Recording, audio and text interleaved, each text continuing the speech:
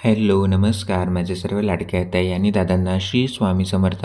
तुम्हाला सर्वांना आजचा दिवस खूप छान जाओ ही स्वामींच्या चरणी प्रार्थना। तर हा जो व्हिडिओ आहे तर हा गुरुवारचा व्हिडिओ आहे।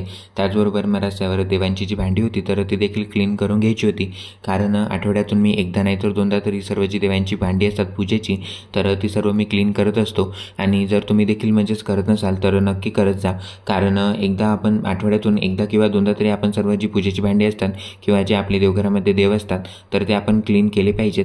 तर जी ॲक्लिनची पावडर आहे तर तिने मी सर्व देव क्लीन करत असतो, म्हणजेच बरेच दिवस झाले आता मी ॲक्लिनची पावडर यूज करत आहे।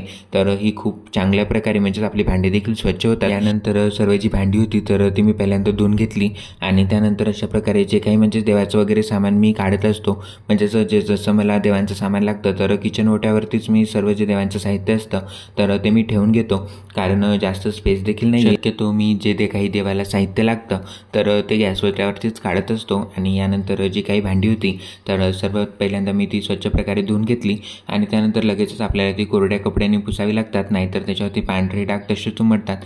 म्हणजे जर ती आपण धुवून भांडी तशीच ठेवली तर पाण्याचे जे पांढरे डाग असतात तर ते त्याच्यावरती तसेच राहतात। त्यामुळे मी तरी म्हणजेच भांडी स्वच्छ धुवून घेतले की त्यानंतर लगेचच पुसून घेतो।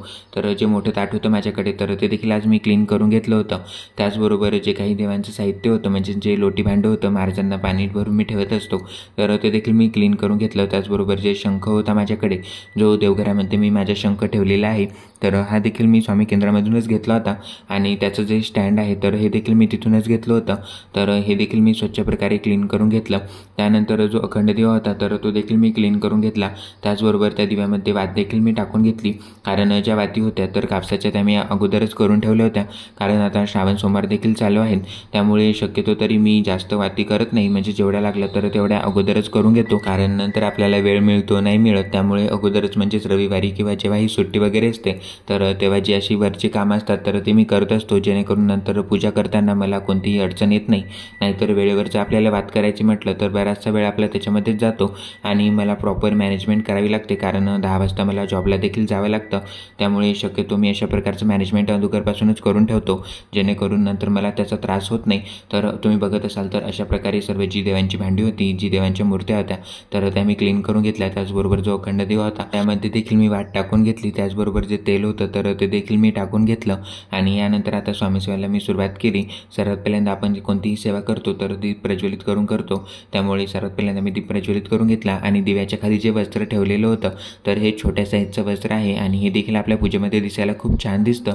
त्यामुळे शक्यतो आता मी अशा प्रकारच्या वस्त्रांचाच पूजेमध्ये यूज करतो, जेणेकरून आपली पूजा देखील दिसायला खूप छान दिसते।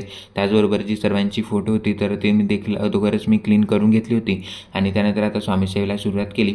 सर्वात पहिल्यांदा मी महाराजांचा अभिषेक करून घेतला, म्हणजेच कोणतीही गुरुवार किंवा एरवी देखील आपण जेव्हा महाराजांचा अभिषेक करतो किंवा महाराजांना आंघोळ वगैरे घालतो तर तेव्हा आपल्याला श्री स्वामी समर्थ श्री स्वामी समर्थ या मंत्राचा जप करत करत आपल्याला सेवेला सुरुवात करायची असते। त्याचबरोबर जेव्हा गणपती बाप्पांना अभिषेक करतो मी तर ओम गण गण गणपती नमा ओम गण गण गणपती नमा या मंत्राचा जप करत करत मी गणपती बाप्पांना अभिषेक करत असतो। त्याचबरोबर सर्व जी देवांची फोटो असतात तर ते मी क्लीन करून घेतो, त्यानंतर त्यांना अष्टगंध कुंकू अर्पण करून घेतो। त्याचबरोबर जो महाराजांचा मोठा फोटो होता तर तुम्ही बघत आहात तर तो देखील मी क्लीन करून घेतला, म्हणजेच त्याला देखील मी म्हणजे स्वच्छ कपड्याने पुसून घेतला, ओल्या कपड्याने, कारण जे फोटो होता तर त्याला देखील मी कव्हर केलेला आहे, जेणेकरून त्याच्यावरती कुंकाचे वगैरे डाग राहतात। म्हणजेच आपण जर फोटोला तसंच जर कुंकू लावलं तर ते कुंकाचे डाग वगैरे त्या फोटोवरती राहतात। त्यामुळे मी म्हणजेच कॅरीबॅगने त्याला कव्हर केलेलं आहे, जेणेकरून आपण ओल्या कपड्याने पुसून घेतलं तर ते नंतर सर्व निघून जातं। अशा प्रकारे जे काही फोटो होता महाराजांचा मोठा तर तो देखील मी क्लीन करून घेतला। त्याचबरोबर जो मंगल कलश होता तर हा देखील म्हणजेच याची जी पानं वगैरे होती तर ती खराब झाली नव्हती, त्यामुळे मी तो चेंज नाही केला। नाहीतर एरवी जर आपल्याला मंगळ कलश चेंज करायचा असेल तर आपण मंगळवारी किंवा शुक्रवारी अशा प्रकारे मंगल कलश चेंज करू शकतो।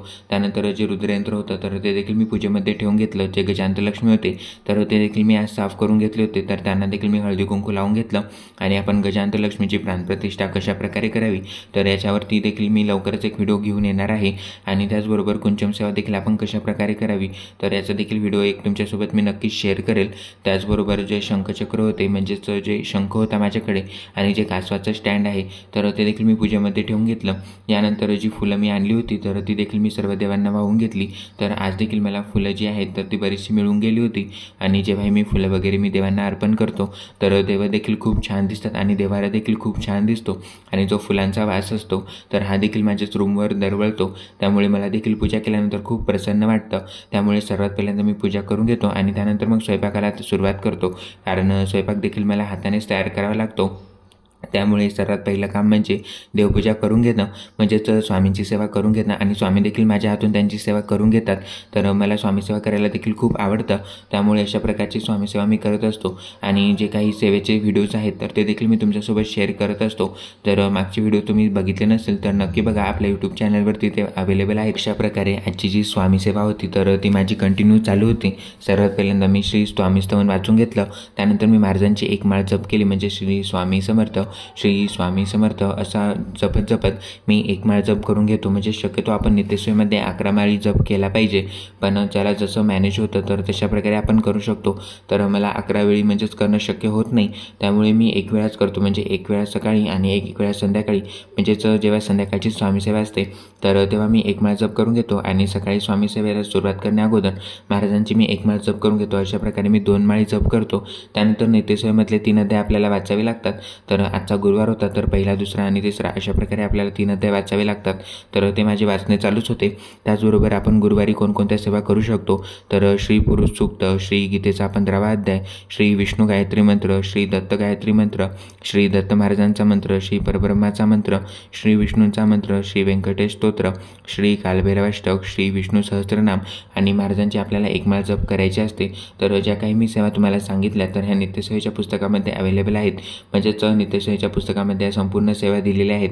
आपण वारांनुसार कशा प्रकारे सेवा केल्या पाहिजेत किंवा आपण कोणत्या वारी कोणती सेवा केली पाहिजे, त्याचबरोबर जे स्तोत्र मंत्र आहेत तर हे देखील या पुस्तकामध्ये संपूर्णपणे दिलेले आहेत।